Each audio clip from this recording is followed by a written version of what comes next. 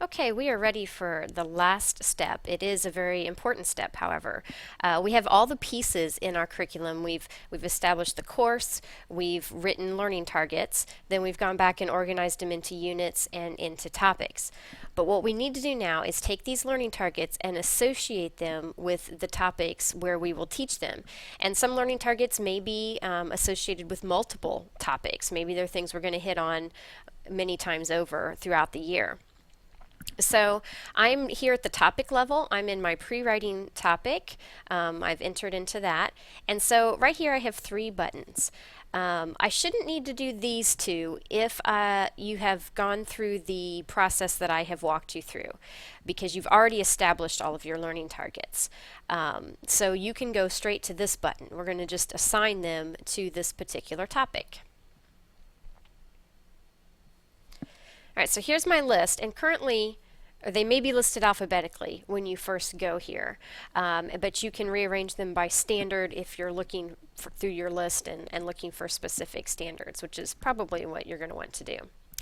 So I know that I'm looking for 7 point, okay, I want this standard. You might want to watch out for this. It's a computer, so it's ordering them, it's sorting them numerically, so it's going to put 0.1 and then 0.10, which is actually the 10th indicator for this standard. So you do have to kind of be careful. Just know about that. So let's say I want to associate all of these learning targets with this particular topic. So I've checked them off. And then I need to explain this because this could be very confusing as well. You've got two options. You can either share it or copy it. The difference is probably not going to matter for most people. If you're going to use most of your learning targets in one particular topic and that's all, it really won't matter which button you click. The difference is that if you share it and then you use this learning target in another topic as well, and then let's say you choose to edit that learning target, maybe change the wording of it a little bit at some point in time. If you have shared it, it will change it every place that learning target appears, which is probably what you're going to want. But if you think that you might change the wording of the learning target in one topic, but not want to change it in another topic, then you would want to copy them instead. And that would give you individual copies in each topic that are independent of each other.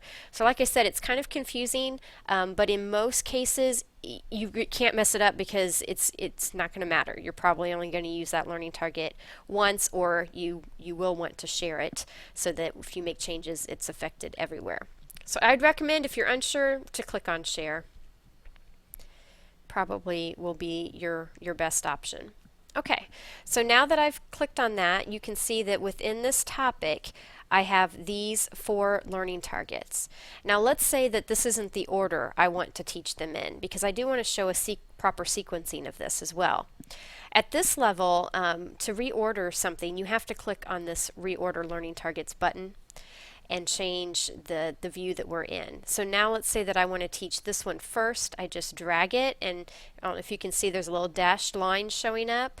That's where it's going to get inserted. So when it's where I want it to be, I can let go, and now 7.4.4 is first in my order, and then I can say that I'm done. Okay, so there's reordering. Also, if you need to delete something, you can click the X and take that back out as well.